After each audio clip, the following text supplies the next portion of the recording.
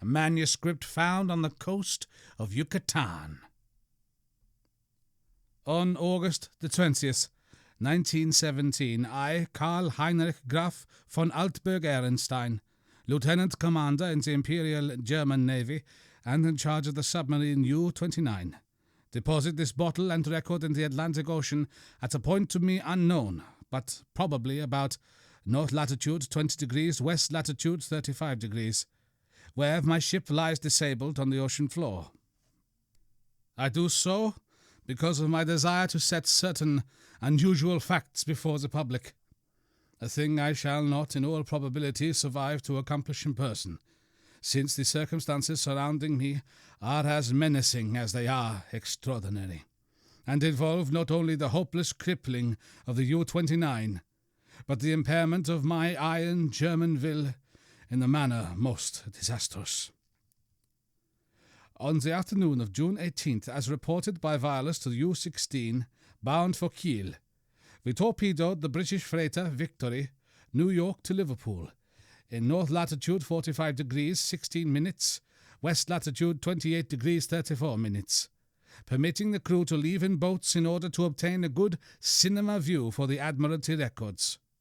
The ship sank quite picturesquely, bow first, the stern rising high out of the water whilst the hull shot down perpendicularly to the bottom of the sea.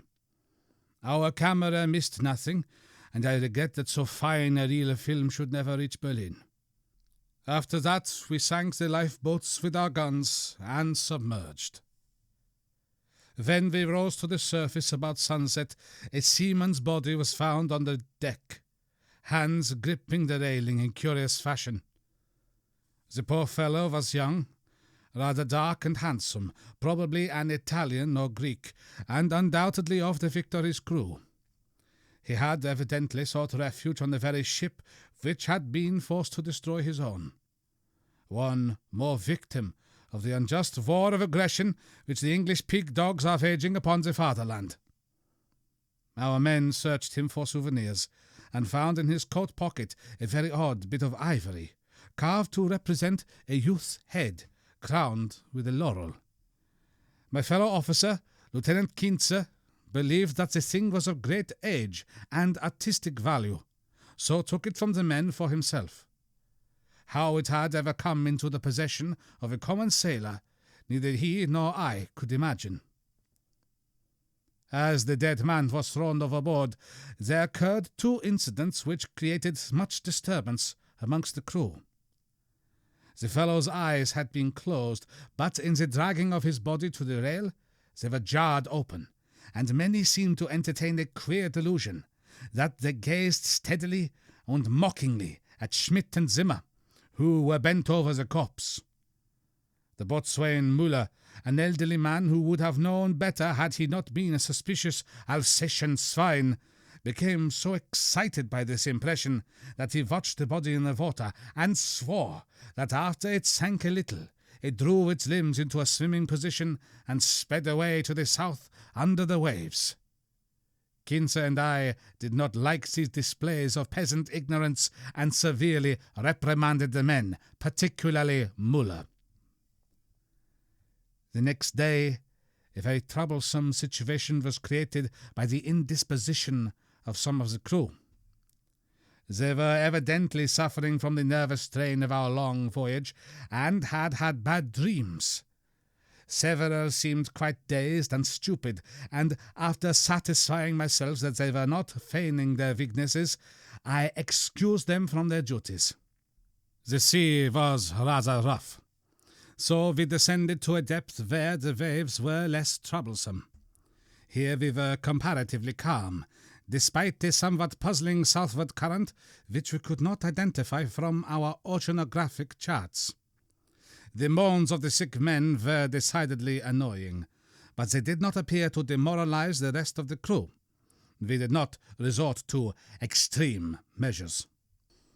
It was our plan to remain where we were and intercept the liner Dacia, mentioned in information from agents in New York. In the early evening, we rose to the surface and found the sea less heavy. The smoke of the battleship was on the northern horizon, but our distance and ability to submerge made us safe. What worried us more was the talk of Botswain Muller, which grew wilder as the night came on. He was in a detestably childish state, and babbled of some illusion of dead bodies drifting past the undersea portholes. Bodies which looked at him intensely, and which he recognized in spite of bloating as having seen dying during some of our victorious German exploits. And he said that the young man we had found and tossed overboard was their leader. This was very gruesome and abnormal, so we confined Müller in irons and had him soundly whipped. The men were not pleased at his punishment, but discipline was necessary. We also denied the request of a delegation headed by Seaman Zimmer, that the curious carved ivory head be cast into the sea. On June 20th, Seamen Borin and Schmidt, who had been ill the day before, became violently insane. I regretted that no physician was included in our complement of officers, since German lives are precious, but the constant ravings of the two concerning a terrible curse were most subversive of discipline, so drastic steps were taken. The crew accepted the event in a sullen fashion, but it seemed to quiet Müller, who thereafter gave us no trouble. In the evening we released him, and he went about his duties silently. In the week that followed, we were all very nervous, watching for the Dacia. The tension was aggravated by the disappearance of Müller and Zimmer, who undoubtedly committed suicide as a result of the fears which had seemed to harass them, though they were not observed in the act of jumping overboard. I was rather glad to be rid of Müller, for even his silence had unfavorably affected the crew. Everyone seemed inclined to be silent now, as though holding a secret fear. Many were ill, but none made a disturbance. Lieutenant Kintze chafed under the strain, and was annoyed by the merest trifle, such as the school of dolphins which gathered about U-29 in increasing numbers, and the growing intensity of that southward current which was not on our chart. It at length became apparent that we had missed the Dacia altogether. Such failures are not uncommon, and we were more pleased than disappointed, since our return to Wilhelmshaven was now in order. At noon, June 28th, we returned northeastward, and despite some rather comical entanglements with the unusual masses of dolphins, were soon under way. The explosion in the engine room at 2 a.m. was wholly a surprise. No defect in the machinery or carelessness in the men had been noticed, yet without warning the ship was racked from end to end with a colossal shock. Lieutenant Kintze hurried to the engine room, finding the fuel tank and most of the mechanism shattered, and engineers Rabe and Schneider instantly killed. Our situation had suddenly become grave indeed. For though the chemical air generators were intact, and though we could use the devices for raising and submerging the ship, and opening the hatches as long as compressed air and storage batteries might hold out, we were powerless to propel or guide the submarine. To seek rescue in the lifeboats would be to deliver ourselves into the hands of the enemies unreasonably embittered against our great German nation, and our wireless had failed ever since the Victory affair to put us in touch with fellow U-boats of the Imperial Navy. From the hour of the accident till July the 2nd, we drifted constantly to the south, almost without plans, and encountering no vessel. Dolphins still encircled U-29, a somewhat remarkable circumstance considering the distance we had covered. On the morning of July 2nd, we sighted a warship flying American colors, and the men became very restless in their desire to surrender. Finally, Lieutenant Mentzer had to shoot a seaman named Traube, who urged this un-German act with especial violence. This quieted the crew for the time, and we submerged unseen. The next afternoon, A dense flock of seabirds appeared from the south, and the ocean began to heave ominously. Closing our hatches, we awaited developments until we realized that we must either submerge or be swamped in the mounting waves. Our air pressure and electricity were diminishing, and we wished to avoid all unnecessary use of our slender mechanical resources. But in this case there was no choice. We did not descend far, and when after several hours the sea was calmer, we decided to return to the surface. Here, however, a new trouble developed, for the ship failed to respond to our direction, in spite of all that the mechanics could do. As the men grew more frightened at this undersea imprisonment, some of them began to mutter again about Lieutenant Kintz's ivory image. But the sight of an automatic pistol calmed them. We kept the poor devils as busy as we could, tinkering at the machinery even when we knew it was useless. Kintze and I usually slept at different times, and it was during my sleep, about 5 a.m. July 4th, that the general mutiny broke loose. The 6 remaining pigs of seamen, suspected that we were lost, had suddenly burst into a mad fury at our refusal to surrender to the Yankee battleship 2 days before, and were in a delirium of cursing and destruction. They roared like the animals they were, and broke instruments and furniture indiscriminately, screaming about such nonsense as the curse of the ivory image and the dark, dead youth who looked at them and swam away. Lieutenant Kintze seemed paralyzed and inefficient, as one might expect of a soft, womanish Rhinelander. I shot all 6 men, for it was necessary, and made sure that none remained alive. We expelled the bodies through the double hatches, and were alone in U-29. Kintze seemed very nervous, and drank heavily. It was decided that we remain alive as long as possible, using the large stock of provisions and chemical supply of oxygen, none of which had suffered from the crazy antics of those Schweinhund seamen.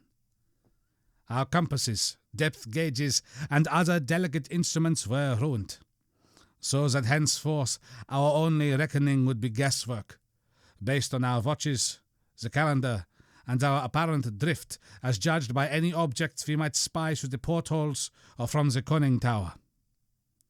Fortunately, we had storage batteries still capable of long use, both for interior lighting and for the searchlight.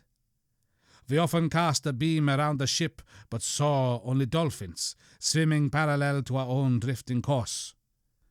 I was scientifically interested in those dolphins, for though the ordinary Delphinus delphis is a cetacean mammal, unable to subsist without air, I watched one of the swimmers closely for 2 hours and did not see him alter his submerged condition. With the passage of time, Kintze and I decided that we were still drifting south, meanwhile sinking deeper and deeper. We noted the marine fauna and flora, and read much on the subject in the books I had carried with me for spare moments. I could not help observing, however, the interior scientific knowledge of my companion. His mind was not Prussian, but given to imaginings and speculations which have no value. The fact of our coming death affected him curiously, and he would frequently pray in remorse over the men, women, and children we had sent to the bottom, forgetting that all things are noble which serve the German state. After a time he became noticeably unbalanced, gazing for hours at his ivory image and weaving fanciful stories of the lost and forgotten things under the sea. Sometimes, as a psychological experiment, I would lead him on in the wanderings and listen to his endless poetical quotations and tales of sunken ships. I was very sorry for him, for I disliked to see a German suffer. But he was not a good man to die with. For myself I was proud, knowing how the fatherland would revere my memory, and how my sons would be taught to be men like me. On August the 9th, we espied the ocean floor and sent a powerful beam from the searchlight over it. It was a vast, undulating plain, mostly covered with seaweed, and strewn with the shells of small mollusks. Here and there were slimy objects of puzzling contour, draped with weeds and encrusted with barnacles, which Kinzer declared must be ancient ships lying in their graves. He was puzzled by one thing: a peak of solid matter, protruding above the ocean bed nearly 4 feet at its apex, about 2 feet thick, with flat sides and smooth upper surfaces which met at a very obtuse angle. I called the peak a bit of outcropping rock, but Kinzer thought he saw carvings on it. After a while he began to shudder, and turned away from the scene as if frightened, yet could give no explanation save that he was overcome with the vastness, darkness, remoteness, antiquity, and mystery of the oceanic abysses. His mind was tired. But I am always a German, and was quick to notice 2 things: that the U-29 was standing the deep-sea pressure splendidly, and that the peculiar dolphins were still about us, even at a depth where the existence of high organisms is considered impossible by most naturalists. That I have previously overestimated our depth, I was sure, but nonetheless we must still have been deep enough to make these phenomena remarkable. Our southward speed, as gauged by the ocean floor, was about as I had estimated from the organisms passed at higher levels. It was at 3:15 p.m. August 12th that poor Kinzer went wholly mad. He had been in the Koenig Tower using his searchlight when I saw him bound into the library compartment where I sat reading, and his face at once betrayed him. I will repeat here what he had said, underlining the words he emphasized. "He is calling! He is calling! I hear him! We must go!" As he spoke, he took his ivory image from the table, pocketed it, and seized my arm in an effort to drag me up the companionway to the deck. In a moment, I understood that he meant to open the hatch and plunge me into the water outside, a vagary of suicidal and homicidal mania for which I was scarcely prepared. As I hung back and attempted to soothe him, he grew more violent, saying, "Come now! Do not wait until later! It is better to repent and be forgiven than to defy and be condemned." Then I tried the opposite of the soothing plan, and told him he was mad, pitifully demented. But he was unmoved, and cried, "If I am mad, it is mercy! May the gods pity the man who in his callousness can remain sane to the hideous end! Come and be mad, whilst he still calls with mercy!" This outburst seemed to relieve a pressure in his brain, for as he finished, he grew much milder, asking me to let him depart alone if I would not accompany him. My course at once became clear. He was a German, but only a Rhinelander and a commoner, and he was now a potentially dangerous madman.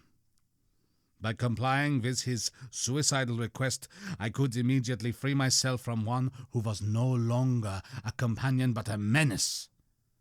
I asked him to give me the ivory image before he went, but this request brought from him such uncanny laughter that I did not repeat it.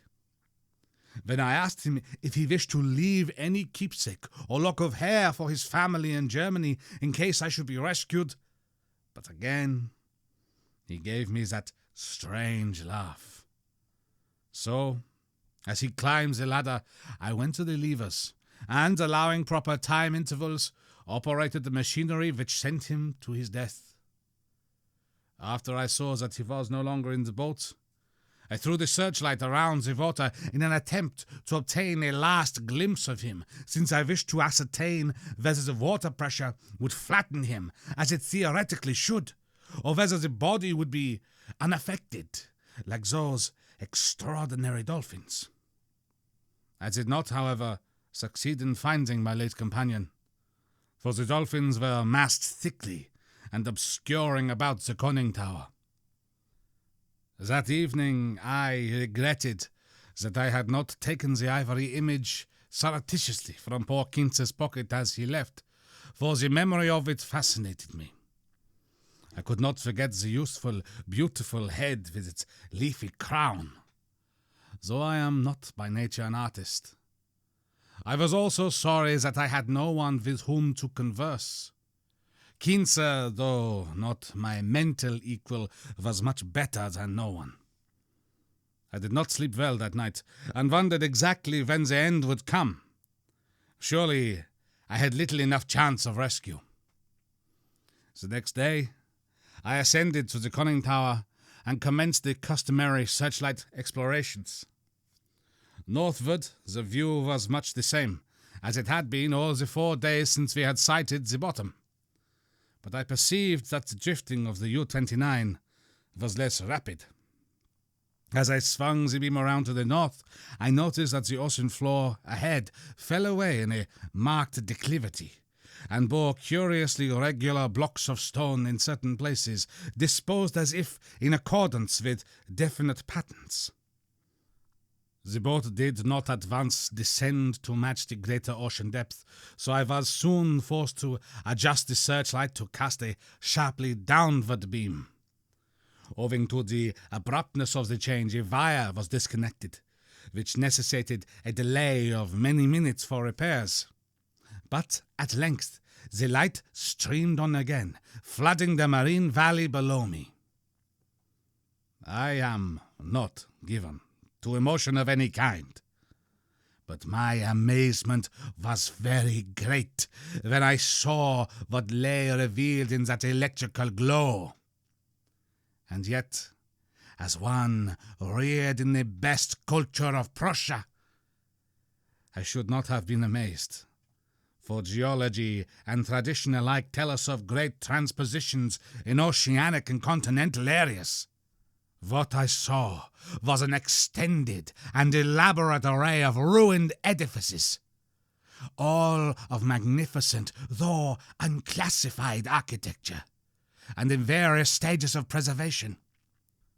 Most appeared to be of marble, gleaming whitely in the rays of the searchlight, and the general plan was of a large city at the bottom of a narrow valley, with numerous isolated temples and villas on the steep slopes above.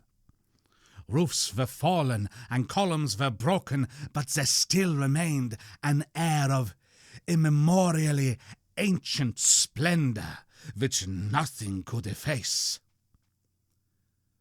Confronted at last with the Atlantis I had formerly deemed largely a myth, I was the most eager of explorers.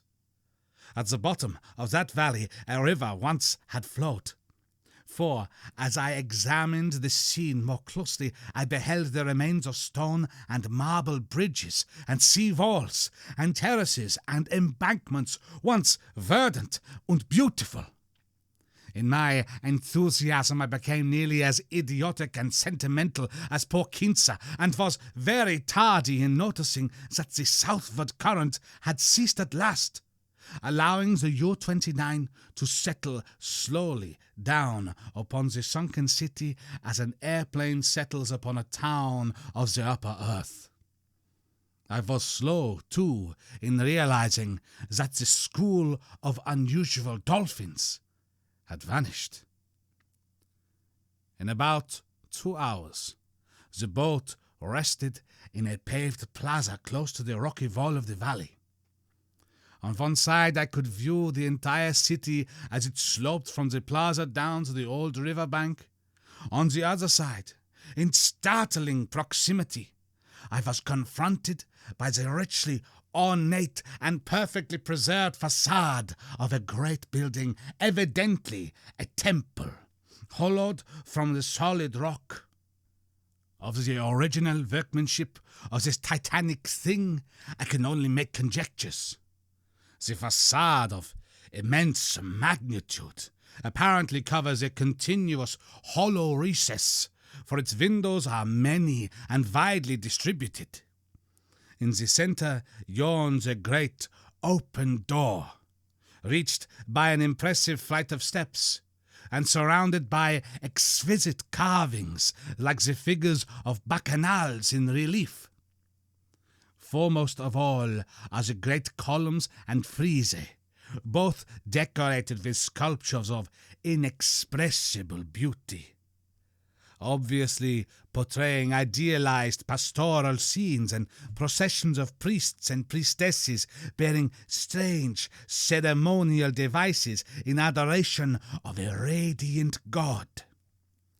The art is of the most phenomenal perfection, largely Hellenic in idea, yet strangely individual. It imparts an impression of terrible antiquity, as though it were the remotest rather than the immediate ancestor of Greek art. Nor can I doubt that every detail of this massive product was fashioned from the virgin hillside rock of our planet. It is palpably a part of the valley wall, though how the vast interior was ever excavated I cannot imagine. Perhaps a cavern or series of caverns furnished the nucleus.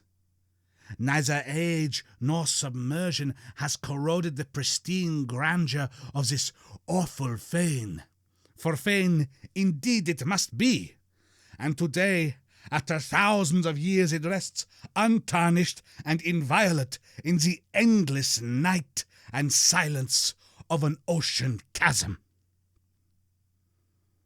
I cannot reckon the number of hours I spent in gazing at the sunken city with its buildings, arches, statues, and bridges, and the colossal temple with its beauty and mystery.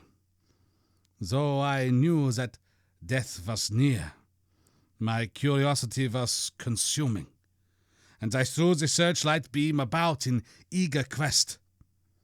The shaft of light permitted me to learn many details, but refused to show anything within the gaping door of the rock-hewn temple. And after a time I turned off the current, conscious of the need of conserving power. The rays were now perceptibly dimmer than they had been during the weeks of drifting, and, as if sharpened by the coming deprivation of light, my desire to explore the watery secrets grew. I, a German, should be the first to tread on those eon-forgotten ways. I produced and examined a deep-sea diving suit of jointed metal and experimented with the portable light and air regenerator. Though I should have trouble in managing the double hatches alone, I believed I could overcome all obstacles with my scientific skill and actually walk about the dead city in person. On August 16th, I effected an exit from the U-29 and laboriously made my way through the ruined and mud-choked streets to the ancient river. I found no skeletons or other human remains, but gleaned the wealth of archaeological lore from sculptures and coins. Of this I cannot now speak, save to utter my awe at a culture in the full noon of glory, when cave dwellers roamed Europe and the Nile flowed unwatched to the sea. Others, guided by this manuscript, if it shall ever be found, must unfold the mysteries at which I can only hint. I returned to the boat as my electric batteries grew feeble, resolved to explore the rock temple on the following day. On the 17th, as my impulse to search out the mystery of the temple waxed still more insistent, a great disappointment befell me, for I found that the materials needed to replenish the portable light had perished in the mutiny of those pigs in July. My rage was unbounded, yet my German sense forbade me to venture unprepared into an utterly black interior which might prove the lair of some indescribable marine monster, or a labyrinth of passages from whose windings I could never extricate myself. All I could do was to turn on the waning searchlight of the U-29 and, with its aid, walk up the temple steps and study the exterior carvings. The shaft of light entered the door at an upwards angle, and I peered in to see if I could glimpse anything, but all in vain. Not even the roof was visible, and though I took a step or two inside after testing the floor with a staff, I dared not go farther. Moreover, for the first time in my life, I experienced the emotion of dread. I began to realize how some of poor Kinse's moods had arisen, for as the temple drew me more and more, I feared its aqueous abysses with a blind and mounting terror. Returning to the submarine, I turned off the lights and sat thinking in the dark. Electricity must now be saved for emergencies. Saturday, the 18th, I spent in total darkness, tormented by thoughts and memories that threatened to overcome my German will.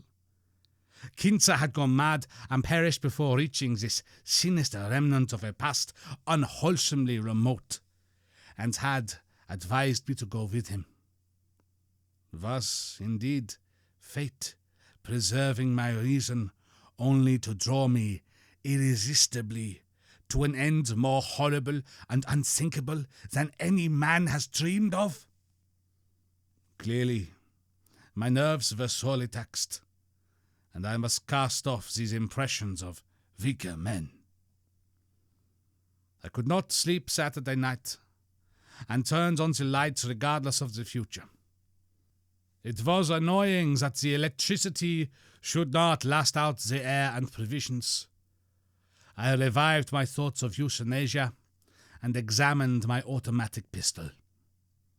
Toward morning, I must have dropped asleep with the lights on, for I awoke in darkness yesterday afternoon to find the batteries dead. I struck several matches in succession and desperately regretted the improvidence which had caused us long ago to use up the few candles we carried. After the fading of the last match I dared to waste, I sat very quietly without a light. As I considered the inevitable end, my mind ran over preceding events and developed a hitherto dormant impression which would have caused a weaker and more superstitious man to shudder. The head of the radiant god in the sculptures on the rock temple is the same as that carven bit of ivory which the dead sailor brought from the sea and which poor Kinse carried back into the sea. I was a little dazed by this coincidence, but I did not become terrified. It is only the inferior thinker who hastens to examine the singular and the complex by the primitive shortcut of supernaturalism. The coincidence was strange, but I was too sound a reasoner to connect circumstances which admit of no logical connection, or to associate in any uncanny fashion the disastrous events which had led from the Victory affair to my present plight. Feeling the need of more rest, I took a sedative and secured some more sleep. My nervous condition was reflected in my dreams, for I seemed to hear the cries of drowning persons, and to see dead faces pressing against the portholes of the boat. And among the dead faces was the living, mocking face of the youth with the ivory image. I must be careful how I record my awakening today, for I am unstrung, and much hallucination is necessarily mixed with fact. Psychologically, my case is most interesting, and I regret that it cannot be observed scientifically by a competent German authority. Upon opening my eyes, my first sensation was an overmastering desire to visit the rock temple. A desire which grew every instant, yet which I automatically sought to resist through some emotion of fear which operated in the reverse direction.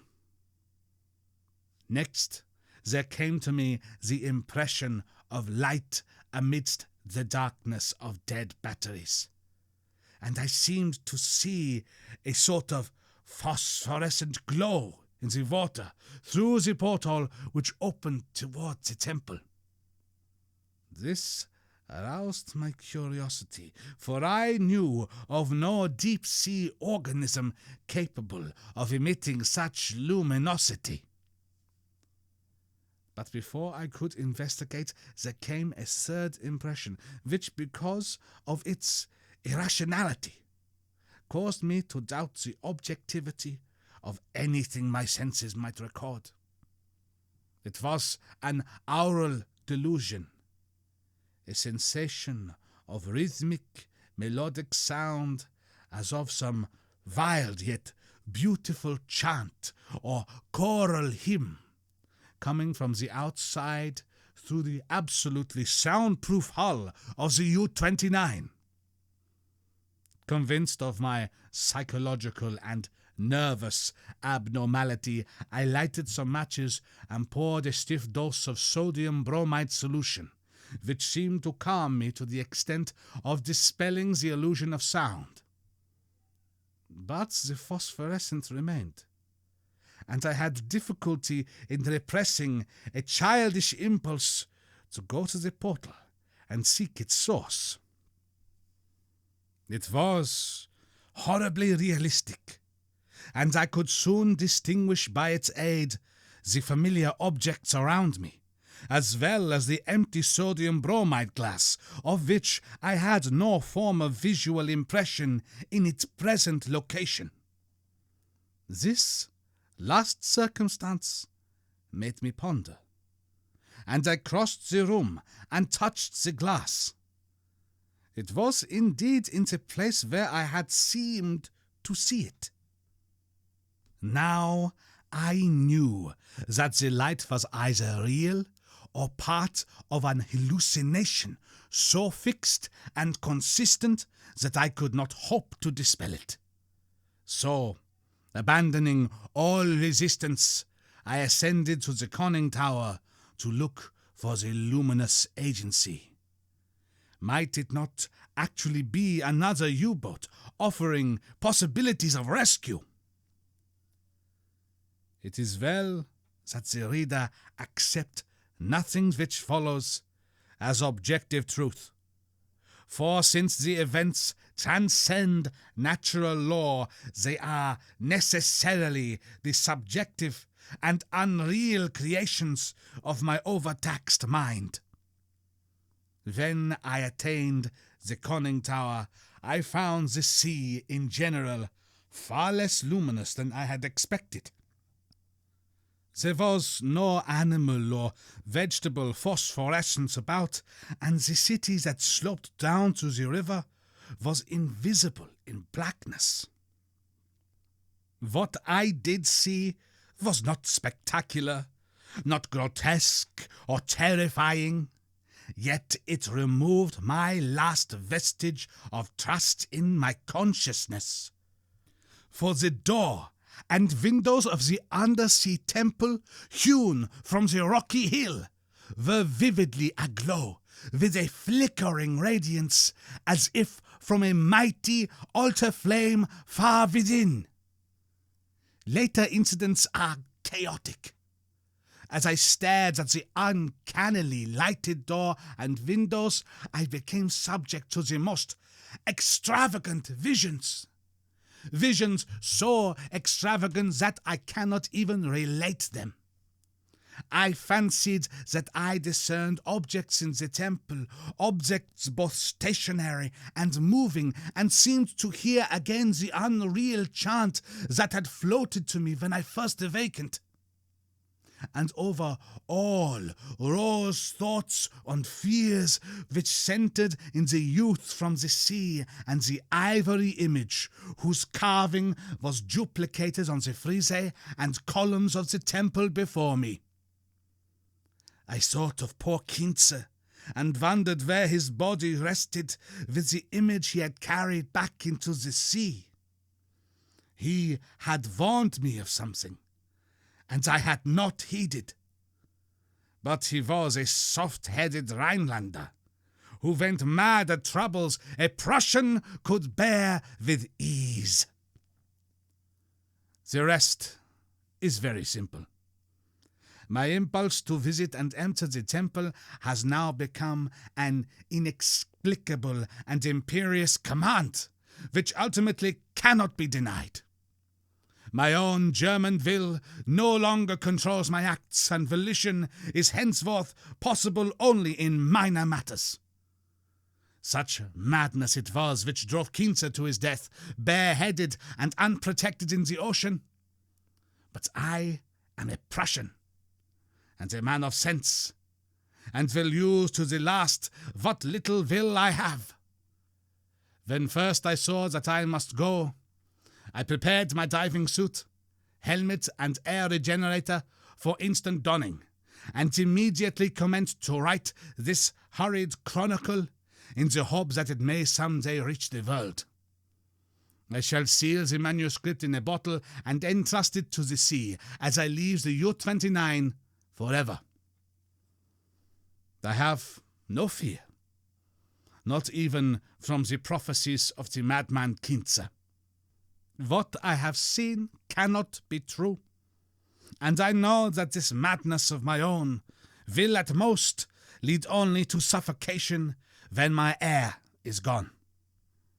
The light in the temple is a sheer delusion, and I shall die calmly like a German in the black and forgotten depths. This demoniac laughter which I hear as I write comes only from my own weakening brain. So, I will carefully don my suit and walk boldly up the steps into the primal shrine, that silent secret of unfathomed waters and uncounted years.